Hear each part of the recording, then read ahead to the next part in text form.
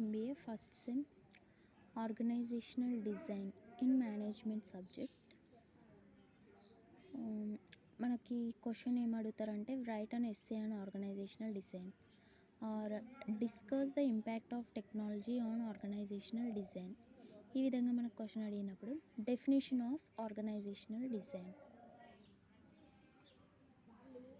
Definition of organisational design అంటే మనం first definition అనేది ఇవ్వాలన్నమాట. డెఫినేషన్ వచ్చేసి organisational design is defined as the setting of positions in the organisation into departments. అంటే ఇప్పుడు ఆర్గనైజేషన్ అనేది ఉంది, దాన్ని సపరేట్ డిపార్ట్మెంట్స్ లాగా మనం డివైడ్ చేయాలన్నమాట. డిపార్ట్మెంట్స్ లాగా డివైడ్ చేసిన తర్వాత అది కూడా ఎలా ఉండాలి, డిపార్ట్మెంట్స్ మధ్యలో ఇంటర్ రిలేషన్షిప్ అనేది మాత్రం ఉండాలన్నమాట. ఉండే విధంగా చూసుకుంటే మనం డిపార్ట్మెంట్స్ లాగా డివైడ్ చేయాలి. ఆర్గనైజేషనల్ డిజైన్ అంటే అదే మనం డిపార్ట్మెంట్ లాగా ఏదైతే డిజైన్ చేస్తామో అదే ఆర్గనైజేషనల్ డిజైన్. తర్వాత basic elements of organisational design. మనము ఇక్కడ 5 సైడింగ్స్ ఉన్నాయి. మనం ఈజీగా ఎలా గుర్తుపెట్టుకోవాలంటే నా దగ్గర ఒక సింపుల్ ట్రిక్ ఉందండి, WDCCS. ఈ వర్డ్ కనుక గుర్తుపెట్టుకున్నట్లయితే మనకు ఈజీగా 5 సైడ్ పాయింట్స్ అనేవి మర్చిపోకుండా గుర్తుకొస్తాయి. ఎలా అంటే డబ్ల్యూ అంటే వర్క్ స్పెషలైజేషన్, డిపార్ట్మెంటలైజేషన్, సి అంటే chain of command and centralisation and decentralisation. There are C, మనం అది గుర్తుపెట్టుకోవాలి. WDCCS. S అంటే స్పాన్ ఆఫ్ కంట్రోల్.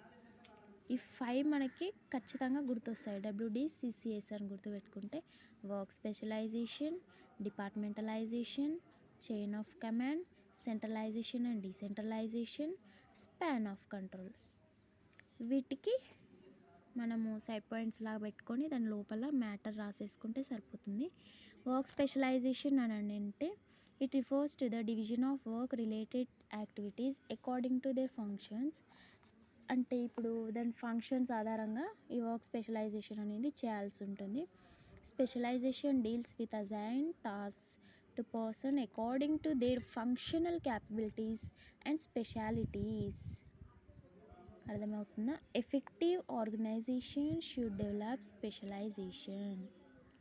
ఈ వర్క్ స్పెషలైజేషన్లో ఇవి మనం రాస్తే సరిపోతుంది. Departmentalisation means the segregation of the office administration or the production facilities or finance and marketing into individual channels so that efficient supervision takes place in a channelized manner is called departmentalization.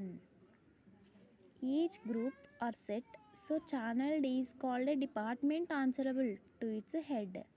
అంటే department అనేది తన హెడ్కి ఆన్సరబుల్గా ఉండాలి. మనం ఒక పని చేసినాం అన్నప్పుడు దానికి ఆన్సరబుల్ టు అవర్ హెడ్ అలా అన్నమాట. Who in turn is answerable to the next higher up in the hierarchy. మనం లో లెవెల్లో పని చేసినా సరే మన పైన వాళ్ళకి ఆన్సరబుల్గా ఉన్న వర్క్ని మనం చేయాలి. అంటే మీనింగ్ఫుల్ వర్క్ అనేది చేయాలి. మనం టైంపాస్ చేసేసి ఏదో శాలరీస్ తీసుకోవడం లాగా కాదు. Next, C for chain of command. Chain of command is also called as Scalar principle. The principle vividly defines the line of authority which flows from the top level to the lowest level of it's a continuous chain of command and must try to avoid its breakdown from any kind of problem. అంటే chain of command అంటే ఇప్పుడు ఇలా ఉందనుకోండి, ఇక్కడ ఇలా ఇలా ఇలా ఇలా మెంబర్స్ ఉంటారు. ఇక్కడ వాళ్ళు జెడ్ వాళ్ళకి మనము ఏదైనా ఇన్ఫర్మేషన్ అనేది ట్రాన్స్ఫర్ చేయాలనుకుంటే మన ఇన్ఫర్మేషన్ అనేది ఇక్కడ బీకి, సికి, డికి, ఈకి అలా ఇట్లా అని వెళ్తే long distance, it take lot of time. ఇలాంటి సిచ్యువేషన్లో మనం ఏం చేస్తామంటే break down the chain of command అనేది బ్రేక్ డౌన్ చేసేసి directly with tell to Z the information what we have. Okay. Next is centralization and decentralization. According to Allen, centralization is the systematic and consistent reservation of authority at central points within the organization. Decentralization, according to Allen, decentralization applies to the systematic delegation of authority in an organization. Okay, wide context అనేది ఈ డీసెంట్రలైజేషన్లో must. We should write wide context అనే పదం రాస్తే డీసెంట్రలైజేషన్లో మనం ఇంకా వేరే పదాలు ఏం రాయని అవసరమే లేదనుకుంటా. In other words, it is the division of decision making authority in an organised manner. Okay, next వచ్చేసి span of control. Span of control అంటే fifth point, span of control. Span of control అంటే ఏంటి అంటే, ఇప్పుడు మన దగ్గర ఒక work అనేది ఉన్నదనుకోండి, అది మనము మన లేబర్స్ అందరికీ అంటే ఎంప్లాయీస్ ఆర్ లేబర్స్ ఎవరైనా సరే వాళ్ళకి వర్క్ ఈక్వల్గా షేర్ చేయాల్సి ఉంటుంది. Equal sharing of work to all employees మనము కంట్రోల్ చేయాల్సి ఉంటుంది.